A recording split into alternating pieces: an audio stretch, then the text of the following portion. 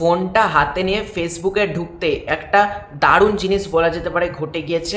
Director Raihan Rafi এবং megastar Shakib Khan একসাথে দুজনা হাসি মুখে একটা ছবি শেয়ার করেছেন এবং রায়হান রাফি উপরে লিখেছেন চিলে কান নিয়ে চলে গিয়েছে বলে তো হবে না, আগে কানে স্পর্শ করে দেখতে হবে কান আছে কিনা, তবে চিলের পেছনে ছুটতে হবে।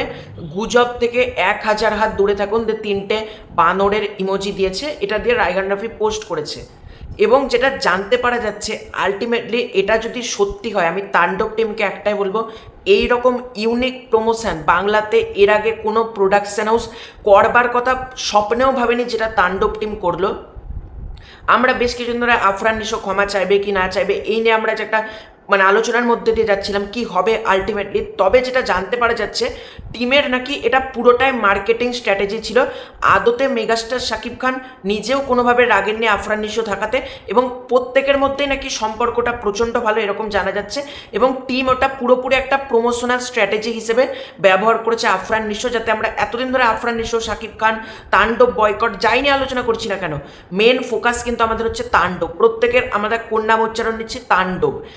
অলরেডি কিন্তু সিনেমার হাইপটা বলা যেতে পারে তুঙ্গে চলে গেছে, এবং মেগাস্টার শাকিব খান নিজেও তাণ্ডবের যে পোস্টারটা সেটা ফেসবুকের প্রোফাইল ফটোতে লিখেছেন দিস ঈদুল আজহা অ্যাকশন, এরকমভাবে লিখে একটা ক্যাপশনে লিখে পোস্ট করেছে অ্যাকশন নিয়ারেস্ট থিয়েটার্স রিলিজ করতে চলেছে সিনেমাটা।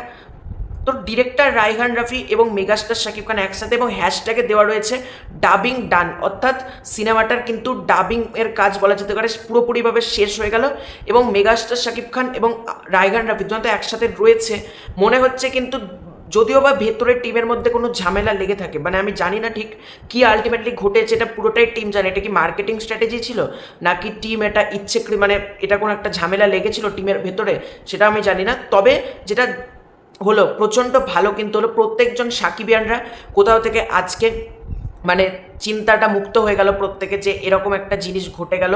এবং রায়হান রাফি নিজে লিখেছেন গুজব থেকে 1000 হাত দূরে থাকুন, অর্থাৎ আগে যে কথাগুলো শোনা যাচ্ছিল মেগাস্টারকে প্রেসারাইজড করা হচ্ছে, মেগাস্টার তাণ্ডব থেকে সরে আসছেন, আফরান নিশোকে ক্ষমা চাইতে হবে, এরকম নাকি পুরোটাই গুজব।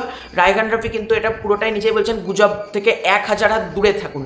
এবার দেখা যাক তাণ্ডব টিম এটা মার্কেটিং স্ট্র্যাটেজি না অন্য কিছু। তবে তাণ্ডবের গান আসবে খুব তাড়াতাড়ি, আশা করি ট্রেলারও আসবে, এবং মেগাস্টার নিজেও কিন্তু তাণ্ডবের সাথেই রয়েছেন। তো তোমাদের এই পুরো ব্যাপারটা নিয়ে কি মতামত কমেন্ট করে জানিও। খুব শীঘ্রই যাচ্ছে নতুন করে, ততক্ষণ বাই বাই।